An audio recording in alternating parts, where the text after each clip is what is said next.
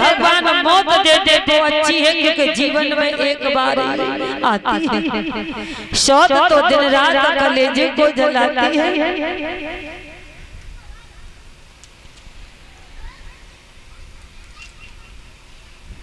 तुम्हें पता नहीं सुनीति, शौत तो चुनगी भी बुरी हुआ करती है, और तुम शौत की बार बार क्यों कह रही हो? इसलिए मैं तुमसे मना करने के लिए जा रहा हूँ, मैं नहीं कर रहा हूँ, आप दूसरे विभाग की बात न करें।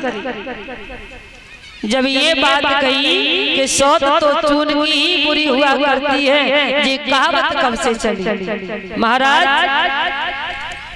एक किसान भैया थे, एक किसान की दो पत्नियां थी, और दोनों पत्नियां में इतना झगड़ा हो गया। बड़ी एक सीधे स्वभाव की रहे, छोटी एक ज्यादा तेज है। छोटी इतनी तेज रहे कि बड़ी को हिलो नाए लगने दे। सुबह से शाम तक बड़ी से लड़ते ही रहे, बड़ी से लड़ते ही रहे। अब किसान भैया बड़े परेशान कि बड़ी की कहते हैं तो छोटी के बुरे, और छोटी के कहते हैं तो बड़ी के बुरे, कहें तो कहें कैसे। एक दिन किसान भैया ने अपनी बड़ी पत्नी से कहा, ऐसा करो कि तुम अपने पियर के लिए चली जाओ, ये अकेली रहेगी ना, 2-4 महीने, 4-6 दिन, 10-20 दिन जब कोई लड़ने के लिए नहीं मिलेगा तो इसकी अकल अपने आप ठिकाने आ जाएगी। महाराज, बड़ी को तो किसान भैया ने उनके पियर के लिए भेज दिया। अब छोटी की रोटी नहीं बचे। अब छोटी के बिच्चों जब से तो हती तो खूब लड़ लेते, अब किनसे लड़ी? सो दरवाजे पे सीना तान के खड़ी है गई, जो निकल के जाए ताइये गाली दे, जो निकल के जाए ताइये गाली दे। बिन्नी कही, भैया जी तो बड़ी लड़ाकू विमान है, जाके अपनी सीना बनी तो हमसे कहा बन जावे।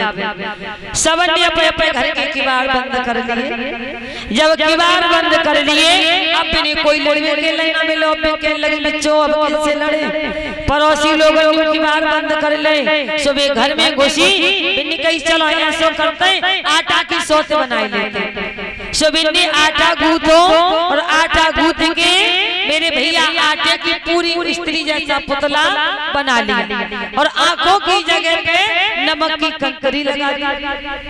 अब बिन्नी चारपाई पर बिस्तर किया, और बिस्तर करने के बाद में तुरंत देरी नहीं हुई, महाराज रजाई उड़ा के उस आटे की सौत को उड़ा दिया, सुला। जब सर्दी का महीना होता है तो कपड़ों की आवश्यकता होती है, सर्दी को महीना लगे सो रजाई उड़ा के सुला दी।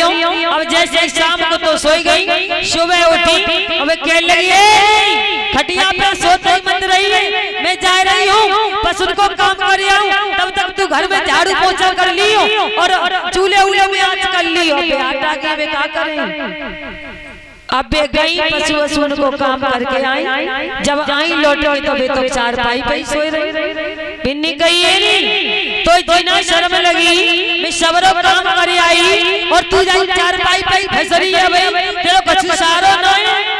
चले अब कोई बात नहीं, मैं चूल्हे में आंच कर दे रही हूँ, आंच भांच बनाते रहिए। सो भैया बिन्नी झाड़ू बुरारो करके झाड़ू फाड़ लगा के चूल्हे में आंच करी, और चूल्हे में आंच करके भगोना पतीली ताल की रख गई, और वे बाहर झाड़ू लगाने के लिए द्वारे चली गई। अब वे द्वारे चली गई, कहने लगी अब जाए तो रही आंच बुझ जाए तो आंच बढ़ाई दी। अब जब तक झाड़ू लगाए के आई तब तक वो आंच बुझ गई। अब आई तो दाल बन पाई और नाई कछुए पाओ, बिन्नी क्रोध आ गयो। बिन्नी छप्पर में से फूस खेचो, चूल्हे में उछो और फूकने से फूकन लगी।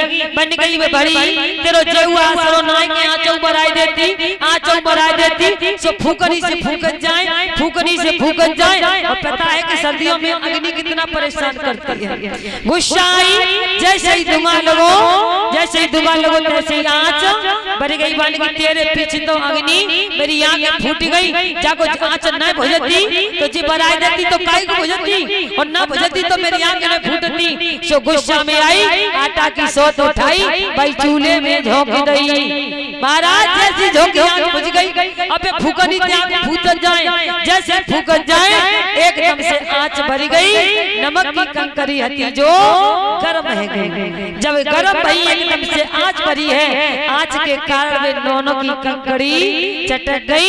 जब चटक गई तो दोनों आंखों में जाकर के घुस गई, दोनों आंख फूट गई। तब से कहते हैं कि आसोत तो आटे की बुरी उत्तान बात ने कहा भद्रे